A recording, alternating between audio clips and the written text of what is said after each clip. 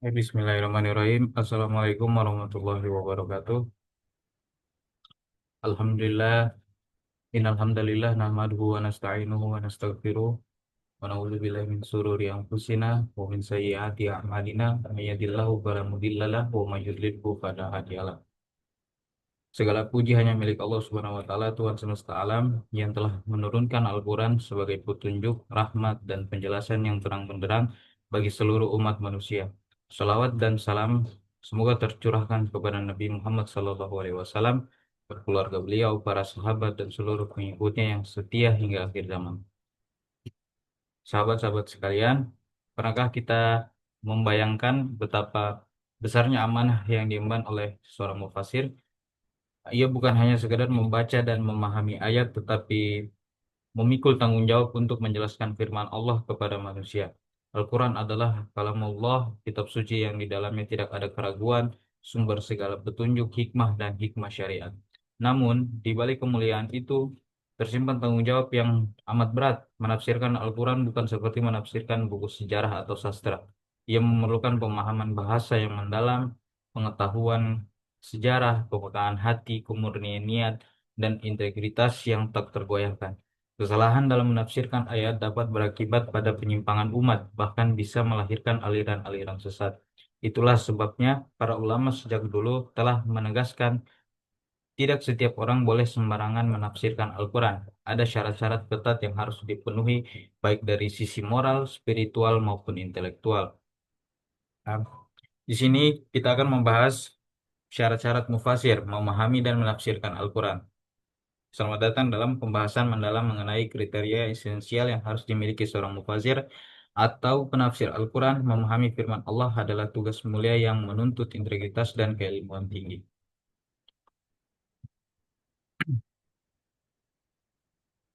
Sama ulama besar, ilmu tafsir adalah disiplin ilmu yang amat mulia karena melibatkan pengkajian langsung terhadap firman Allah, sumber utama petunjuk bagi umat manusia. Namun, kemuliaan ini datang dengan tanggung jawab besar.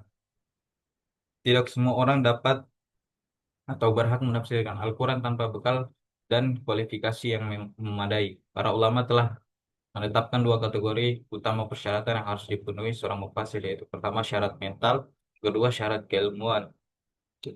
Syarat mental yaitu yang mencakup etika, akhlak, dan moral, kemurnian hati. Yang kedua syarat keilmuan, ya dia harus yaitu penguasaan ilmu-ilmu yang menjadi penopang tafsir, yaitu kapasitas intelektual eh, orang tersebut. Uh, Mengapa syarat ini penting? Karena sejarah membuktikan banyak penafsiran yang menyimpang yang muncul dari orang-orang yang tidak memenuhi kualifikasi. Sebagai contoh, sebagian kelompok dalam sejarah seperti Mu'tazilah, Rafidah atau Qadariyah menafsirkan ayat sesuai dengan paham mereka, bukan berdasarkan kebenaran yang murni. Dalam kehidupan modern pun kita bisa melihat fenomena ini. Misalnya, ada pihak yang memotong ayat Al-Quran untuk membenarkan tindakan kekerasan tanpa memperhatikan konteks ayat tersebut. Ada juga yang menggunakan tafsir hanya untuk kepentingan politik sehingga ayat dijadikan alat propaganda bukan sebagai petunjuk menuju kebenaran. Karena itu pembahasan kita hari ini akan memandu kita memahami apa saja syarat menjadi mufasir, mengapa hal ini penting serta bagaimana contohnya dalam sejarah dan kehidupan kita sekarang. Jadi yang pertama, di sini ada syarat-syarat eh, syarat mental ya, syarat mental seorang mufasir. Itu fondasi seorang mufasir. Yang pertama yaitu akidah yang benar. Ya, akidah adalah fondasi. Ya, tanpa akidah yang lurus, penafsiran bisa menyimpang. Misalnya, kelompok Mu'tazilah pernah menolak sebagian sifat Allah karena dianggap menyerupai makhluk. Padahal Ahlussunnah wal Jamaah memahami sifat Allah tanpa menyerupakannya dengan makhluk. Dalam kehidupan sekarang, bayangkan seorang guru agama yang memandang Allah hanya dari sudut pandang filsafat semata tanpa dasar akidah yang benar, penjelasan yang ia berikan bisa membuat murid-muridnya bingung atau salah memahami sifat Allah. Ya. Yang kedua, syarat mental yang kedua yaitu bebas dari hawa nafsu. Ya, mufasir harus netral dari kepentingan pribadi atau kelompok. Dalam sejarah, ada ulama yang tetap menyampaikan tafsir yang benar walaupun itu berlawanan dengan kepentingan penguasa. Sebaliknya, ada pula yang memelintir tafsir demi menyenangkan pihak tertentu. Dalam kehidupan modern, kita bisa melihat fenomena ini di media sosial. Ada orang yang menafsirkan ayat hanya untuk membenarkan pilihan politik atau aliran yang dianutnya. Ini jelas melanggar adab tafsir. Yang ketiga yaitu ketajaman pemahaman. Ketajaman pemahaman. Ayat-ayat Al-Quran mengandung makna yang sangat mendalam. Mufasir harus mampu melihat hubungan antar ayat, memahami sebab turunnya, dan menarik pelajaran yang relevan untuk zaman sekarang. Contoh, ayat tentang perdagangan tidak hanya berbicara soal jual beli zaman dahulu, tapi juga bisa menjadi dasar etika bisnis modern. Yang keempat yaitu niat ikhlas. Ya. Segala amal bergantung pada niat.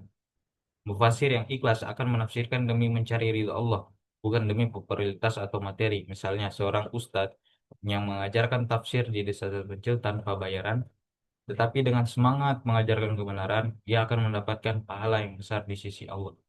Yang kelima, akhlak yang mulia. Yang akhlak yang mulia mufasir adalah teladan. Akhlak yang buruk akan membuat orang enggan mendengar penjelasan walaupun benar. Ulama terdahulu seperti Imam Malik terkenal sangat santun sehingga orang-orang hormat kepada beliau. Selanjutnya yaitu mengamalkan ilmu. Ya, ilmu yang tidak diamalkan bagaikan pohon tidak berbuah. Jika seorang mufasir menafsirkan ayat tentang kejujuran tapi ia sendiri gemar berdusta, maka ucapannya akan kehilangan pengaruh. Yang selanjutnya yaitu jujur dan teliti dalam dalam penukilan. Salah Salah mengutip hadis atau asar bisa berakibat fatal. Mufasir harus memeriksa sumber dengan teliti.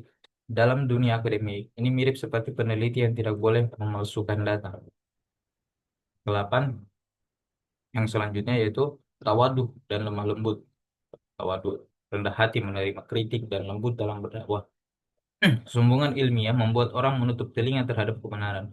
Mufasir yang tawadhu, mufasir yang tawadhu akan lebih diterima oleh masyarakat. Yang selanjutnya kebenaran apa keberanian menyampaikan kebenaran, tidak takut dicela dalam menegakkan kebenaran ilahi.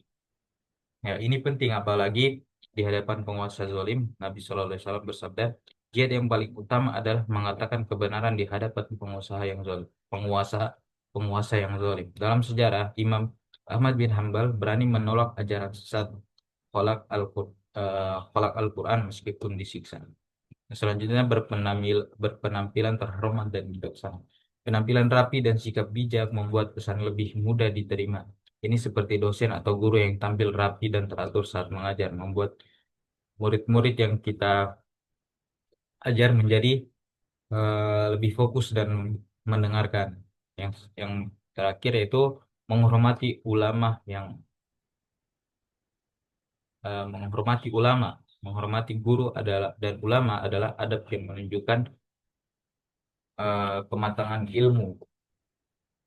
Selanjutnya, di sini ada syarat keilmuan, yaitu sebagai pilar intelektual. Penguasa, penguasaan berbagai disiplin ilmu adalah keniscayaan bagi seorang mufasir agar mampu menggali makna secara komprehensif. Yang pertama yaitu menguasai bahasa Arab. Menguasai penguasaan bahasa Arab. Tanpa bahasa Arab, tafsir akan rapuh. Kata yang sama bisa memiliki makna berbeda tergantung konteks. Misalnya, kata qalb bisa berarti hati secara fisik atau hati dalam makna spiritual. Yaitu yang selanjutnya, yang kedua ilmu kiroah. Perbedaan bacaan kiroat bisa mempengaruhi hukum. Misalnya pada ayat wudhu, pada Quran surah Al-Maidah ayat 6, perbedaan cara baca mempengaruhi apakah menyapu kepala itu sebagian atau seluruhnya.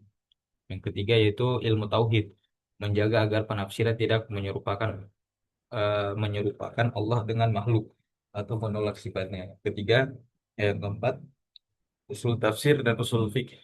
Ya, usul tafsir memberi pandangan teknis menafsirkan ayat, sedangkan usul fikih membantu menggali hukum dari ayat. Yang selanjutnya nasih dan mansukh, mengetahui ayat yang menghapus atau dihapus hukumnya. Contoh hukum yang menghadap kiblat yang awalnya ke Baitul Maqdis lalu diubah ke Ka'bah. Yang selanjutnya asbabun nuzul. Nah, tanpa mengetahui hmm, asbabun nuzul,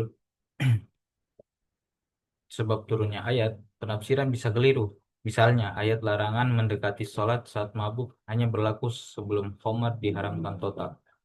Selanjutnya itu ilmu hadis. Banyak menguasai sanad dan matan hadis sebagai penjelas Al-Quran. Banyak ayat dijelaskan oleh hadis. Misalnya, ayat zakat dijelaskan oleh hadis tentang hisab dan haul. Balagoh, selanjutnya balagoh dan retorika. Membantu memahami keindahan bahasa Al-Quran dan makna yang tersirat di dalamnya. Yang selanjutnya yang terakhir yaitu sejarah dan konteks sosial. Itu syarat keilmuan ini mencegah salah satu tafsir karena budaya berbeda. Misalnya istilah budak dalam Al-Quran harus dipahami dalam konteks sejarah, bukan dibawa mentah-mentah ke zaman sekarang. Tiga, contoh